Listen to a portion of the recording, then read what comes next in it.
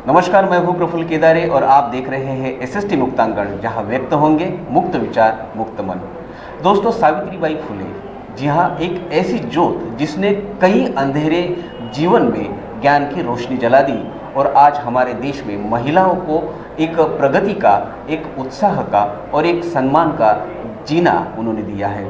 जी हाँ, इस देश की आद्य शिक्षिका सावित्रीबाई फुले जयंती, इसके माध्यम से आज एसएसटी महाविद्यालय की तरफ से तमाम नारी शक्ति को बहुत बहुत बधाई देते हैं। और हम आज आपसे एक ऐसे मेहमान से मिलवाते हैं जो सावित्री का कार्य, उनका विरासत, जो विचारों का कार्य है, उनको आगे बढ़ाने की कोशिश कर रही है। जी हाँ, सेंट्रल गवर्नमेंट और स्टेट गवर्नमेंट के माध्यम से चल रहा सखी वन स्टॉप सेंटर, जो महिलाओं को एक अपना हक दिलाने के लिए, जो पीड़ित महिला है, जो पारिवारिक हिंसाचार के शिकार हुई महिलाएं हैं, उन्हें न्यायालयीन व्यवस्था हो, पुलिस यंत्रणा हो या प्रशासकीय स्तर पर मदद दिलाने के लिए हमेशा तत्पर रहने वाले इस सखी वन स्टॉप सेंटर के थाना जिला प्रमुख, केंद्र प्रमुख आज हमारे साथ हैं, कविता थोरात। आइए हम देखते हैं उनकी इस कार्य की छोटी सी झलक।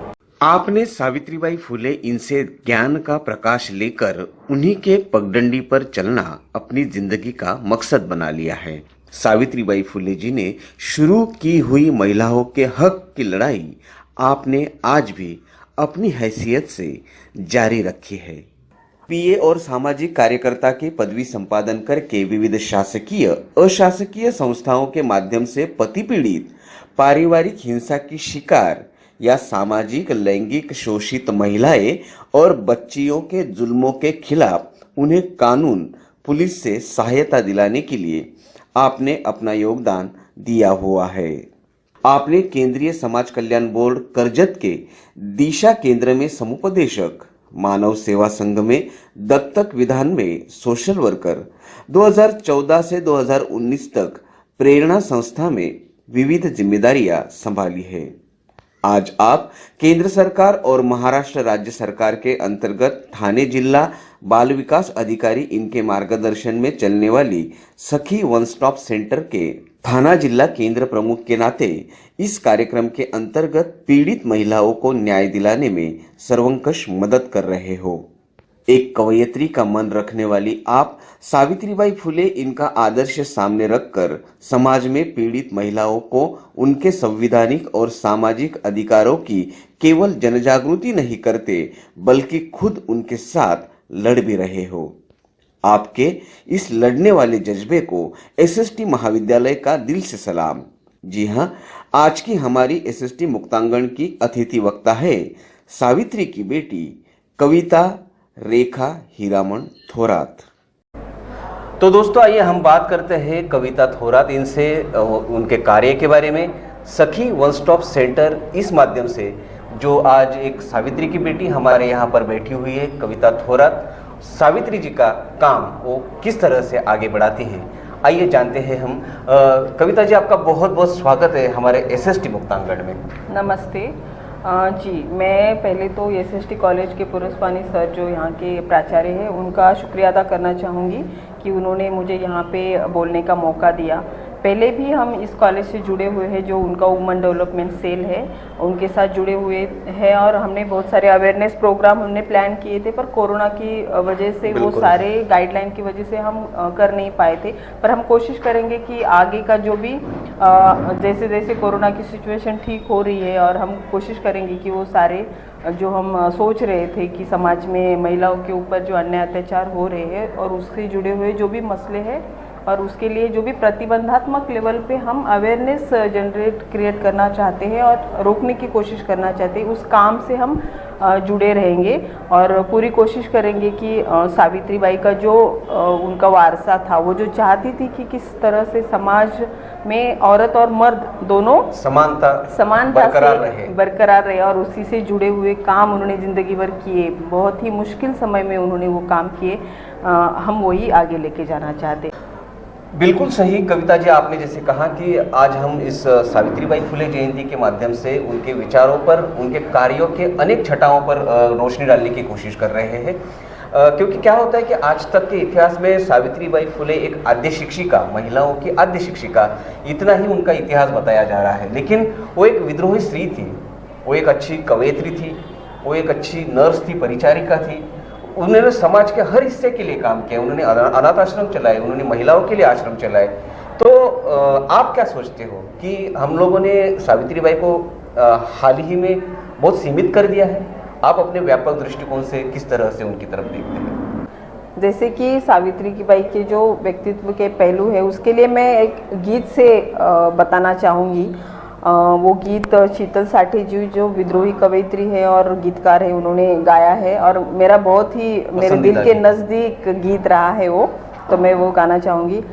साऊ पेटती मशाल साऊ, आगती जलाल साऊ, पेटती मशाल साऊ, आगती जलाल साऊ, शोषितांची ढाल साऊ, मुक्तीचं पाऊल साऊ, शोषितांची ढाल साऊ, मुक्तीचं पाऊल। दूध ज्ञानाचे पाजिले गर्भ यातना सोसून, येल मांडवाला जाई ज्ञान चांदन पिऊन, येल मांडवाला जाई ज्ञान चांदन पिऊन। हरण चालली कळपात कशी, निर्भय तोऱ्यात हरण चालली कळपात कशी, निर्भय तोऱ्यात स्वाभिमानाची गौब आत्म भान पांघरून, स्वाभिमानाची गौब आत्म भान पांघरून। साऊ पेटती मशाल साऊ, आगती जलाल साऊ, शोषितांची ढाल साऊ, मुक्तीचं पाऊल साऊ, शोषितांची ढाल साऊ, मुक्तीचं पाऊल। क्या बात है। जैसे कि आपका सवाल था कि हर बार सावित्रीबाई को हम सिर्फ शिक्षिका के रूप में ही देखते हैं या शिक्षिका के रूप में ही जानते हैं, और समाज में उनकी जो पहचान है वो शिक्षिका करके, भारत की पहली शिक्षिका करके है। पर ये बात बिल्कुल सही है और 100% सच भी है। पर उसके अलावा सावित्रीबाई एक इतिहासकार थे, सावित्रीबाई एक अच्छे डॉक्टर परिचारिका थे, सावित्रीबाई एक संशोधक थे, सावित्रीबाई एक विद्रोही कवयित्री थे, सावित्रीबाई एक लेखिका थे। सावित्रीबाई समाज को बदलने के प्रक्रिया में जो जो चीज़ें जुड़ी हुई थी उस चीज़ से जुड़ी हुई वो एक समाज को बदलने वाली महिला है।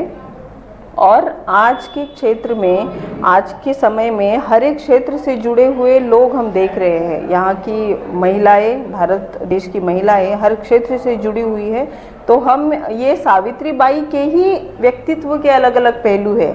हम बस उनको शिक्षिका के रूप में हम भले ही बोल रहे हैं, पर आज जो महिला का प्रतिनिधित्व हमारे समाज में दिख रहा है वही सावित्री का व्यक्तित्व है। उसी नज़रिए से हमें सावित्री को देखना है कि हमें सावित्रीबाई आज की जो भी भारतीय महिला हर एक क्षेत्र में हमें दिखाई देती है वह सावित्री की बेटियां है, सावित्री के व्यक्तित्व का एक रूप है। सावित्रीबाई ने जो पंख उनको दिए हैं उनको लेकर उड़ने वाले, हर एक क्षेत्र में उड़ने वाली उनकी बेटियां हैं। क्या बात है।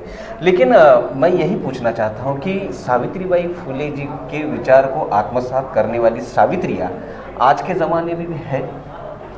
जी, मैं इसका जवाब हाँ दूंगी और बिल्कुल बुलंद आवाज़ में इसका जवाब हाँ देना चाहूँगी। हाँ, बिल्कुल थोड़ी सी यहाँ पे हमारे लिए आह्वान हो जाता है कि हम किस तरह से सावित्री के व्यक्तित्व को अपनी ज़िंदगी में उनके तरह जीना चाहेंगे या उनकी तरह हर एक क्षेत्र में समानता के रूप से हमें प्रस्तुत करने की कोशिश कर रहे हैं। और इस बात के लिए ऐसा नहीं है कि प्रतिकूल परिस्थितियां नहीं है। जैसे सावित्रीबाई ने उस समय में प्रतिकूल परिस्थितियों का सामना किया, उसी तरह आज की सावित्री की बेटियों को भी उसी प्रतिकूल परिस्थिति का सामना करना पड़ रहा है। पर मैं फिर भी यहाँ पर वो सावित्री की बेटियां डटकर खड़ी हुई है और उनका जो काम करने का या उनका जो क्षेत्र है वहाँ पर भी वो अपने आप को पूरी तरह से साबित करने में जुड़ी हुई है। और हाँ, पर मैं यहाँ ये बताना चाह रही हूँ कि जैसे कि सावित्रीबाई घरों घरी आहे और ज्योतिबा का शोध जारी है, ऐसे जब हम बोल रहे हैं तब सावित्रीबाई के साथ साथ ज्योतिबा के बेटे भी उसी रूप में भले वो सामने भाई आनी हो, चाहिए। पिताजी हो, दोस्त हो, एक महिला के सक्षमीकरण में, उसके सबलीकरण में उसका साथ देने वाले, जुड़े उसे हुए। प्रोत्साहन देने वाले पुरुष भी, ज्योतिबा भी, उनका निर्माण होना भी एक वो समय की मांग बन चुकी है। जी बिल्कुल, समय की मांग। और हम जब समानता की, स्त्री पुरुष समानता की बात करते हैं तो हमें ज्योतिबा और सावित्री को साथ में देकर ही जाना पड़ेगा, नहीं तो वो अन्याय होगा उन दोनों के ऊपर भी कि हम सिर्फ सावित्री की बेटियों को ही देखना चाह रहे हैं या सावित्री की बेटी को ही समाज में प्रतिनिधित्व के रूप में देख रहे हैं, पर हम साथ ही साथ हमें ज्योतिबा के बेटों को भी हमें प्रतिनिधित्व के रूप में देखना है। और दोनों को समान तरीके से ही इस देश में या हमारे समाज में समानता, मतलब स्त्री पुरुष समानता का जो हमने सपना देखा है वो दोनों से ही जुड़ा हुआ है और दोनों से ही साकार होगा और वहीं से शुरू होगा और वहीं से आगे जाएगा। बिल्कुल। सावित्रीबाई फुले ने अपनी तमाम उम्र जो है महिलाओं के हक के लिए लड़ने के लिए उन्होंने व्यतीत कर दी, भले वो शिक्षा के माध्यम से हो, उन्होंने आश्रम के माध्यम से हो, उन्होंने परिचारिका हो या महिला के हर सवाल के ऊपर उन्होंने निरीक्षण करके, चिकित्सा करके उन पर पर्याय जो होते हैं वो ढूंढने की कोशिश की थी। तो महिलाओं पर होने वाले जो अत्याचार हैं उस समय के या अब भी हो रहे हैं, उन्होंने जिस तरीके से काम किया था, आपकी सखी वन स्टॉप सेंटर भी उसी काम को आगे बढ़ाने की कोशिश कर रही है। तो मैं आपसे दरख्वास्त करूंगा कि ये आपकी सखी वन स्टॉप सेंटर संकल्पना क्या है, आप हमारे दर्शकों से थोड़ा इसका स्पष्टीकरण करें। जी, मैं बिल्कुल इस बात के ऊपर प्रकाश डालना चाहूँगी।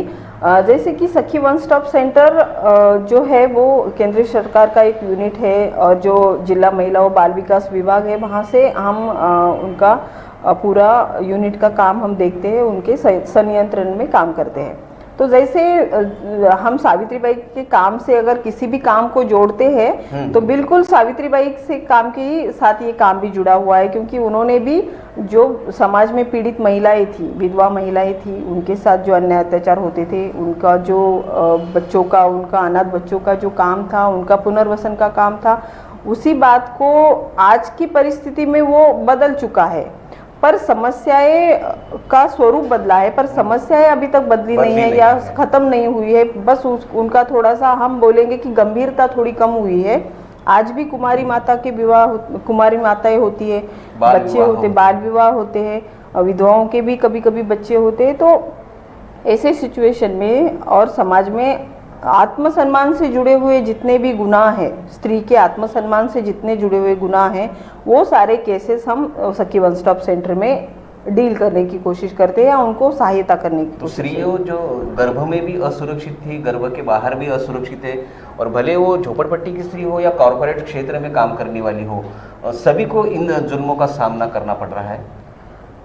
जी, इस सवाल का जवाब मैं हाँ में देना चाहूँगी, क्योंकि जैसे केसेस आते हैं, जिस तरह के केसेस है, तो वो हर एक समाज से जुड़े हुए केसेस है। जैसे कि हम रूरल एरिया में भी देखते हैं, ग्रामीण भाग से भी केसेस है, हाँ, उच्च शिक्षित महिलाओं को भी केसेस है, और जैसे कि आपने बोला कि स्लम के जो झोपड़पट्टी के वहाँ से भी केसेस है। तो हर एक क्षेत्र, हर एक घटक से जुड़ी हुई स्त्री पीड़ित है।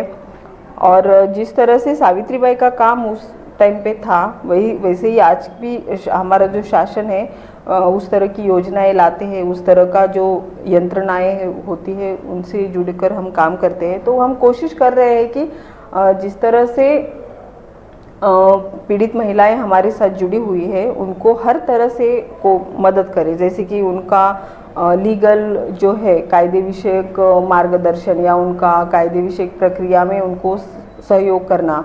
पुलिस स्टेशन में जब जाते हैं तो बहुत बार पीड़ित महिलाओं के केसेस दर्ज नहीं होते या अलग अलग कारण हो सकते हैं उसके, कि मैन पावर कम होता है, ड्यूटी के ऑफिसर्स टाइम पे वहाँ पे नहीं होते हैं, या बहुत सारे कारण है, उसके ऊपर हम अलग तो से आपके सेंटर के माध्यम से कौन कौन सी सुविधाएं ऐसे पीड़ित स्त्रियों को दी जाती है? जी, सखी वन स्टॉप सेंटर बेसिकली महिलाओं को मेडिकल हेल्प देते हैं, समुपदेशन और काउंसलिंग करते हैं, और कायदे विषयक जो मार्गदर्शन है और जो लीगल प्रोसीडिंग है वहाँ पे उनको फ्री में डीएलएसए के साथ जुड़कर उनका जो केस है वो आगे लेके जाते हैं, न्यायालय में लेके जाते हैं।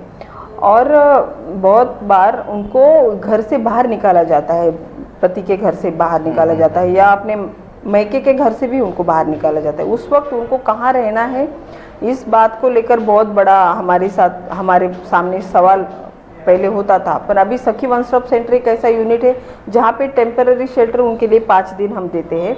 तो वहाँ पे उस 5 दिन में हम कोशिश करते हैं कि क्या क्या उसके लिए पर्याय है, क्या वो पति के घर जाना चाहती है या अपने मैके जाना चाहती है या कुछ और भी उसके लिए पर्याय है, तो उसके ऊपर काम करते हैं और उस तरह से हम वो केस आगे लेके जाते हैं। तो वहाँ पे शेल्टर देने का काम भी सखी वन स्टॉप सेंटर में होता है।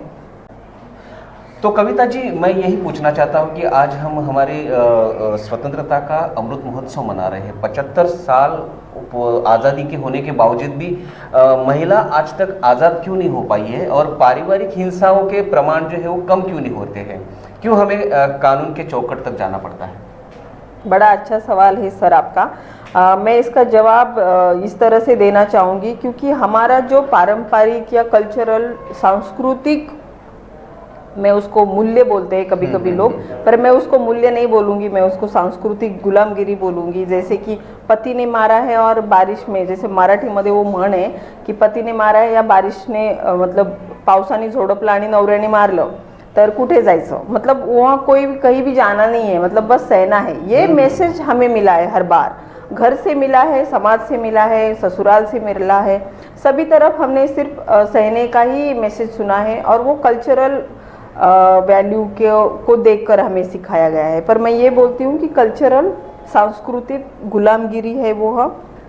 और मैं उसी समय में इस बात के ऊपर भी प्रकाश डालना चाहूँगी कि सांस्कृतिक गुलामगिरी के साथ साथ हमने 75 साल में, जब हम बोल रहे कि 75 साल के बाद भी हमें कानून की चौखट पे क्यों जाना पड़ रहा है, तो मैं सोचती हूँ, मैं जब इसका चिंतन करती हूँ तो मुझे लगता है कि हमने संवैधानिक जो मूल्य है, जो संवैधानिक फंडामेंटल राइट्स है महिला और पुरुष दोनों के लिए, पर उसमें महिला क्यों पीड़ित है, महिला को कोर्ट तक जाने की नौबत क्यों आती है, महिला के ऊपर उसके ससुराल में भी वहाँ हिंसा क्यों होती है, उसके मायके में भी हिंसा क्यों होती है, तो मुझे लगता है उसको हमने या हमारी व्यवस्था ने जो संवैधानिक मूल्य है उसका सुरक्षित जीने का अधिकार, जो उसका मूलभूत अधिकार है, पहुंचाने में हम कम हो गए।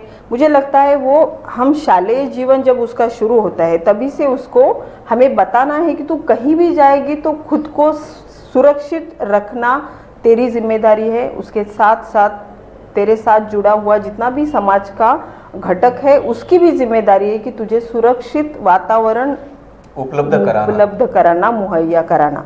तो वही मैं इस सवाल का जवाब मुझे लगता है और है यही सवाल का जवाब है कि उसको सुरक्षित जीने का जो अधिकार है, फंडामेंटल राइट है, वो उस तक पहुंचाना चाहिए। उसके लिए हमें बहुत प्रतिबंधात्मक लेवल पे काम करना है या प्रबोधन करना है कि किस तरह से हम हिंसा को रोक सकते हैं। बिल्कुल, जो हमारे पुराने विचार है कि आज भी हम देखते हैं कि बहू को हम हमारी बेटी के रूप में देखना अभी भी पसंद नहीं करते हैं।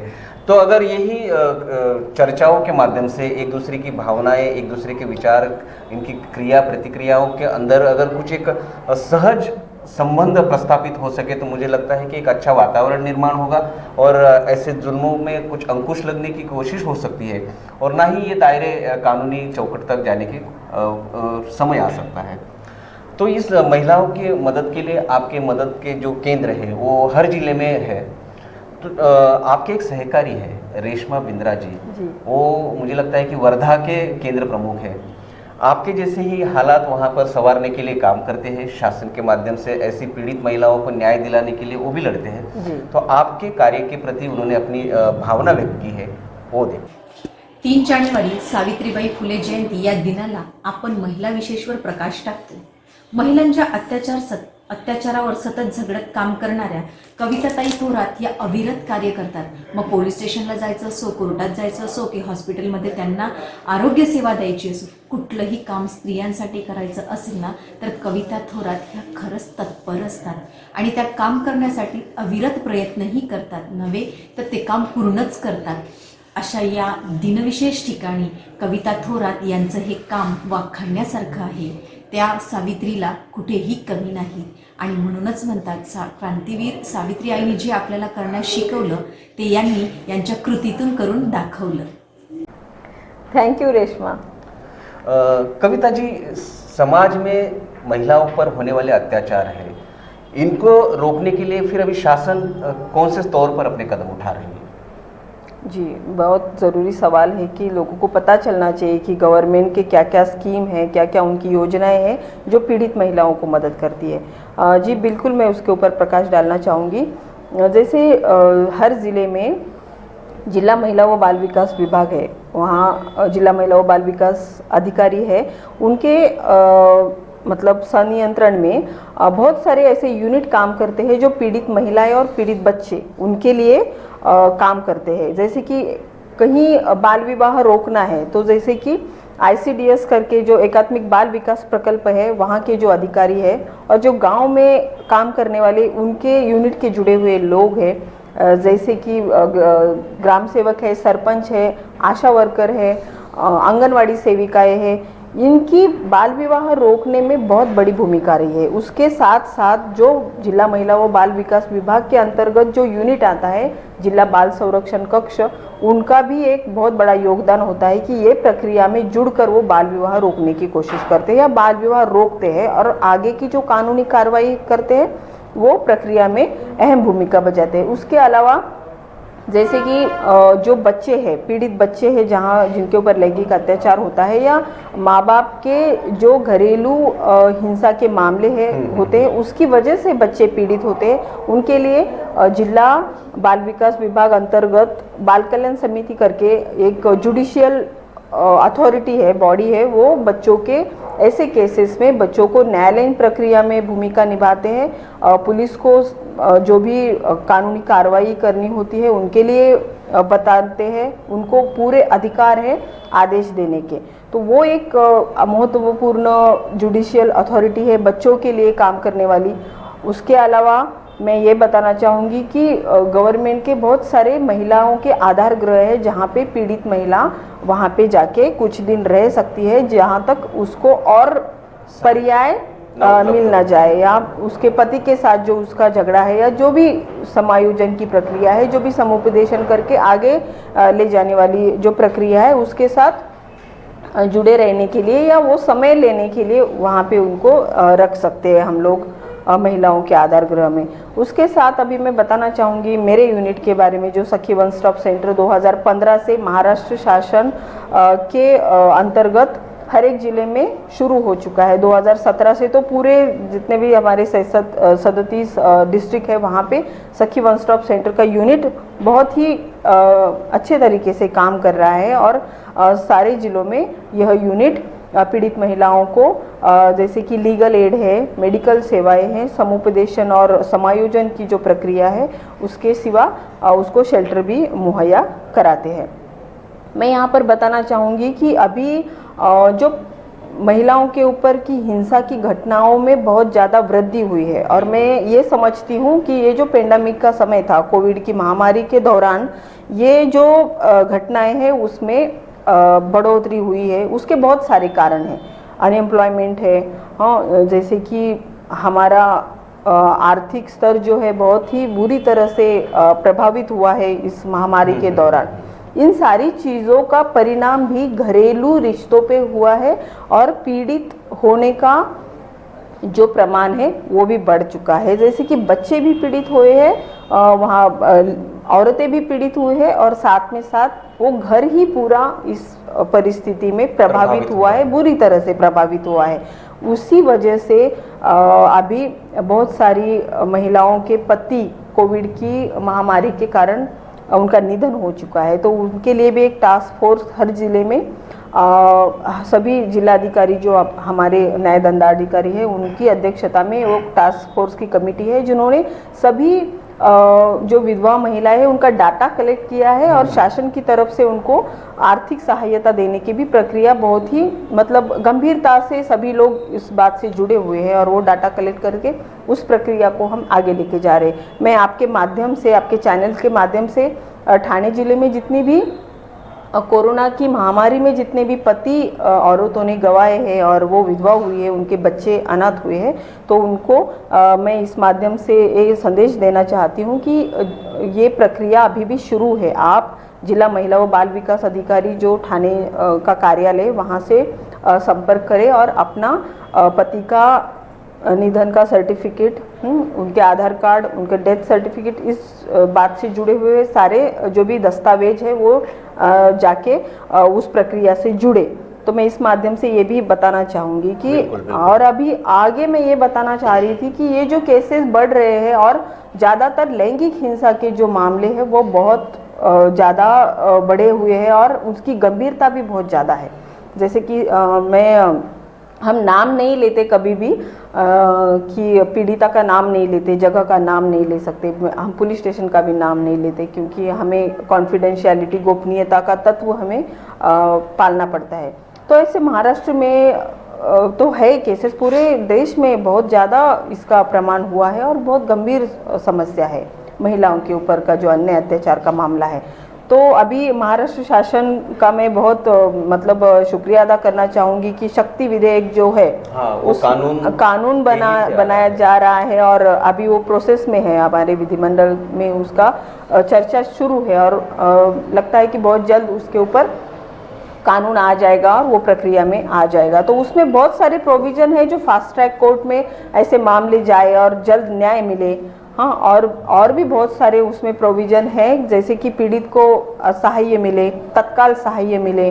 तो ये शक्ति का कायदा जो है वो भी एक मैं समझती हूँ कि बहुत अच्छी पहल है। लेकिन मैं यही पूछना चाहता हूँ कि औरतों पर जुल्म करने वाले हर वक्त मर्द होते हैं, ऐसा ही नहीं है, पुरुष होते हैं ऐसे ही नहीं। कुछ समाज में ऐसे भी तो घटक है जो पिता हो या दोस्त हो या उनके भाई हो कि ज्योतिबा की भूमिका निभाते हुए नजर आते हैं, महिलाओं के सक्षमीकरण में अपना प्रभाव, अपना साथ देने की कोशिश करते हैं। तो ऐसे पुरुष वर्ग के लिए आपकी क्या भावना है? मैं तो उनका अभिनंदन करना चाहूँगी कि वो इस चीज़ से जुड़े हुए हैं और मैं ऐसे बहुत सारे लोगों को जानती हूँ जिनका काम बहुत बड़ा है।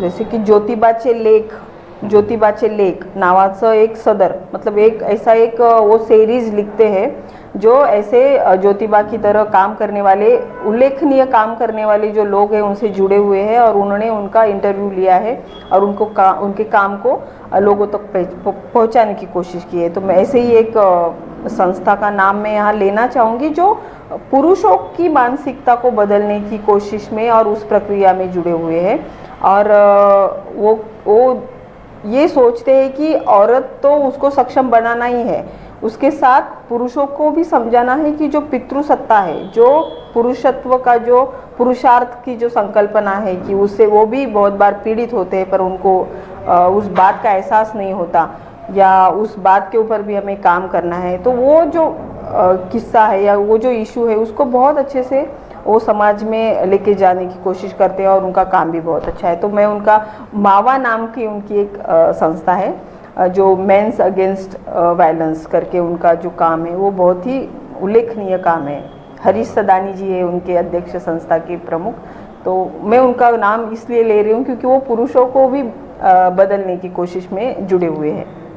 बिल्कुल कविता जी, जिस तरह से आपने कहा कि आज समाज में सावित्री की बेटी पाई जाती है, उस तरह से कई ज्योतिबा के बेटे भी हैं जो आप जैसी महिलाओं को आगे बढ़ने के लिए प्रोत्साहन देते हैं, अपना हाथ बटाते हैं। वैसे ही आपके एक करीबी दोस्त हैं और एक लीगल एडवाइज़र और आपके एक मार्गदर्शक भी रह चुके हैं जो शिक्षक हैं पेशे से और एक समाज को, एक नई पीढ़ी को संस्कारित करने का काम करते हैं, बालाजी दूधमल। जी हाँ, उन्होंने भी आपके लिए अपनी भावना व्यक्त की है, वो देखते हैं। नमस्कार, मी बालाजी दूधमल, मुंबई पब्लिक स्कूल वडाळा या ठिकाणी गेल्या 18 वर्षापासून मुख्याध्यापक म्हणून कार्यरत आहे। शैक्षणिक क्षेत्राव्यतिरिक्त सामाजिक क्षेत्रात काम करण्याची विशेष आवड आहे मला। जमेल त्या माध्यमातून ते करण्याचा मी प्रयत्नही करतो। कविता थोरात यांच्याशी माझा परिचय बालपणापासूनचाच आहे। अतिशय शिस्तप्रिय वडील आणि स्ट्रिक्ट आई यांच्या संस्कारात त्यांचे शालेय शिक्षण पूर्ण झाले। त्यानंतरचे शिक्षण त्यांनी अतिशय प्रतिकूल परिस्थितीमध्ये लग्नानंतर पूर्ण केले. डॉक्टर बाबासाहेब आंबेडकर नेहमी म्हणायचे, शिका, संघटित व्हा, संघर्ष करा, पदव्या मिळवा. तुम्हाला मिळालेल्या पदव्या तुमच्या आयुष्यामध्ये शस्त्राचं काम करते. डॉक्टर बाबासाहेबांचे हे विचार वास्तविक जीवनात अंमलात आणणाऱ्या व्यक्ती म्हणून मी कविता थोरात यांच्याकडे बघतो. त्यांना मिळालेल्या पदव्या LLB, MSW यांचा उपयोग त्यांनी महिला शिक्षण, महिला जागृती, महिला विकास, महिला सशक्तीकरण यासाठी यशस्वीरित्या शस्त्र म्हणून केला आणि त्या करतही आहेत. या व्यतिरिक्त त्यांचे राजनैतिक आकलन, कायदेविषयक ज्ञान अतिशय सखोल आणि प्रबळ आहे. आणि विशेष म्हणजे या ज्ञानाचा उपयोग. धन्यवाद बालाजी। कविता जी, जिस तरह से सावित्रीबाई फुले ने तमाम उम्र जो महिलाओं के उद्धार के लिए व्यतीत कर दी, उस दौरान उन्होंने इस समाज का रोष भी सहा है, पत्थर भी सहा है, सहे है, अपमान सहे है, फिर भी उन्होंने अपनी राह नहीं छोड़ी है। लेकिन उन्होंने ज़िंदगी भर का जो त्याग कर दिया है, ज्योतिबा के निधन के बाद में भी उन्होंने ये मोमेंट को उसी जद्दोजहद से संभाला, और वही उसका कारण है कि आज की स्त्री, आज की महिला, आज की बच्चियाँ ये सोने का दिन जो है वो देख रही है।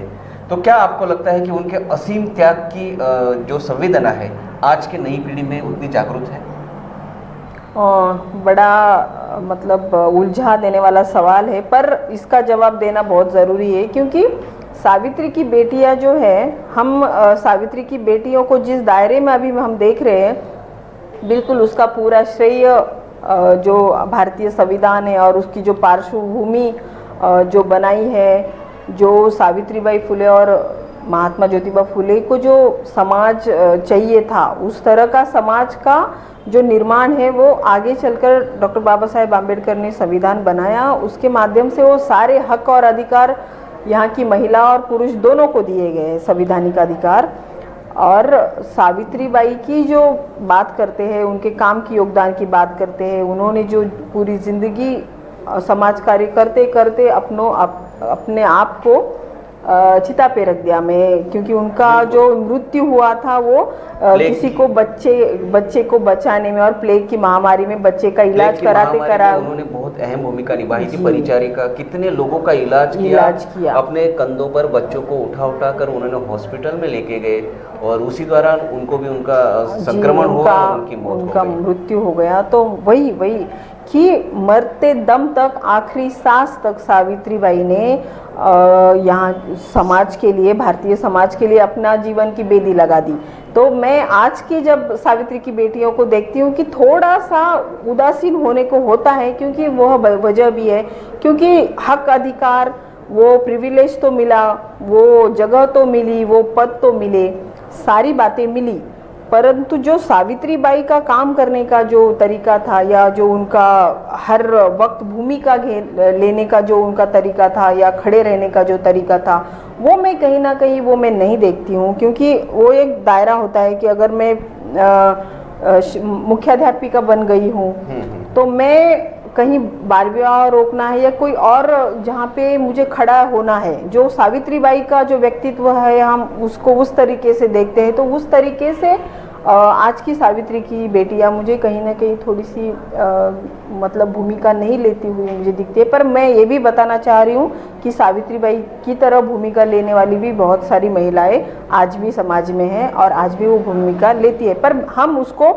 और व्यापक दृष्टि से देखना चाहते हैं और व्यापक महिलाओं को, सावित्री को देखना चाहते हैं। और सावित्री का जो वारसा है, जो वसा है, उसके लिए जो हम देखते हैं कि वो स्वीकार्य कितना है, और उनकी तरह का हम कैसे बर्ताव करें, या उनकी तरह हम कैसे समाज में खड़े रहे, तो वो थोड़ा सा मुझे लगता है कि सावित्री की बेटियों को सोचना चाहिए और वापस सावित्रीबाई का जो काम है उसको रिविजिट करना चाहिए और उसी तरह से आपने जिस तरह से चिंता व्यक्त की है, मैं बताना चाहूँगा कि एसएसटी महाविद्यालय में ये संस्कार पहले से ही दिए जाते हैं बच्चियों को। हमारा वुमेंस डेवलपमेंट सेल जो है, आपने भी कई सारे उपक्रमों में देखा हुआ है कि यहाँ की बच्चियाँ समाज में एक विद्यार्थी या एक शिक्षक इतना ही अपने आप को मर्यादित नहीं रखते। उन्हें जहाँ जहाँ लगता है कि यहाँ पर मदद करने की ज़रूरत है, खड़े हो जाते हैं। कई कैंपों के माध्यम से, अभी कोरोना की वजह से हम लोग रुके हुए थे, लेकिन आप फिर मिल गए हो। हमें ये महिलाओं के संरक्षण के बारे में, उनके हक के बारे में, उन जन जागृति का अभियान खेड़ों में, गांव में, आदिवासी बस्तियों में जाकर फिर से शुरू करना है। और मुझे बेहद खुशी होगी कि अभी कोरोना का ये प्रभाव कम होता है और हम इस कदम पर कदम मिला के आगे चलने की कोशिश कर रहे हैं। तो कविता जी, आज हमने सावित्रीबाई फुले जयंती के इस अवसर पर उनके विचारों की जो विरासत है उनके बारे में चर्चा की है। तो आज यहाँ पर बैठी हुई सावित्री की बेटी, सामने जो बेटियाँ हैं सावित्री की, उनसे क्या कहना चाहती है? जी, मैं आज की जो पीढ़ी है, आज की जो महिलाएं हैं, मैं उन सभी को यही बोलना चाहूँगी कि जो हमारे संवैधानिक मूल्य है, संवैधानिक अधिकार, हमें जो मूलभूत हमारी राज्य घटना ने दिए हैं, तो वो उनको समझो, उनको अपनी ज़िंदगी में अपनाओ। हमें सुरक्षित जीने का पूरा अधिकार है और वो हमारा मूलभूत अधिकार है। तो हम कॉलेज में रहे, अपने घर में रहे, अपने ससुराल में रहे, हम जहाँ भी रहे, हमें बिल्कुल सुरक्षित जीना है, सुरक्षित रहना है। और कोई भी ऐसा या प्रसंग आता है कि हमें लगता है कि हम असुरक्षित हो गए हैं, तो उस वक्त हमें खुद को बचाने में कोई भी कसर नहीं छोड़नी है, चाहे वो अपना नज़दीक का कोई इंसान हो या हमें जो बिल्कुल भी पहचानता नहीं हो। इस तरह के लोग भी अगर हमें कुछ पीड़ा पहुंचाने चाहते हैं या हमें अटैक करना चाहते हैं, तो हमें उसका डटकर सामना करना है। और जो भी कायदे विषयक प्रक्रिया है या जो भी पुलिस स्टेशन में हमें कार्रवाई करनी होती है, वो सारी चीज़ें हमें करनी है। हमें बिल्कुल भी शर्माना नहीं है और अन्याय को सहन नहीं करना है। उसी वक्त में दूसरी तरफ ये भी कहना चाहूँगी कि हर एक क्षेत्र में हम बहुत अच्छे से काम कर रहे हैं। हाँ, हम शिक्षा ले रहे हैं, हम अलग अलग क्षेत्र में अलग अलग पदों पे काम कर रहे हैं। तो ये सारी जो विरासत है वो सावित्री की विरासत है और हमें बहुत खुशी होनी चाहिए कि इस विरासत के हम हिस्सेदार हैं या हम उसके वो जो फल है वो हम आज खा रहे हैं।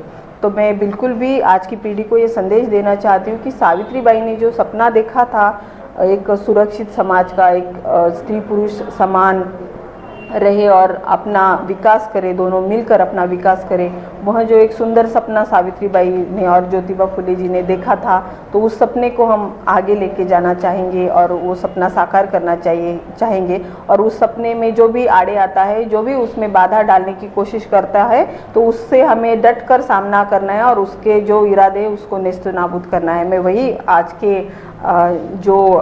ये हमारा जो इंटरव्यू का समय है, उस समय में यही संदेश देना चाहती हूँ। बिल्कुल दोस्तों, अगर एक बच्ची पढ़ती है, एक स्त्री पढ़ती है, तो एक परिवार पढ़ता है और एक परिवार जब पढ़ता है तो समाज पढ़ता है और पर्याय से एक देश पढ़ता है, विकसित होता है, संस्कारित होता है, शिक्षित होता है।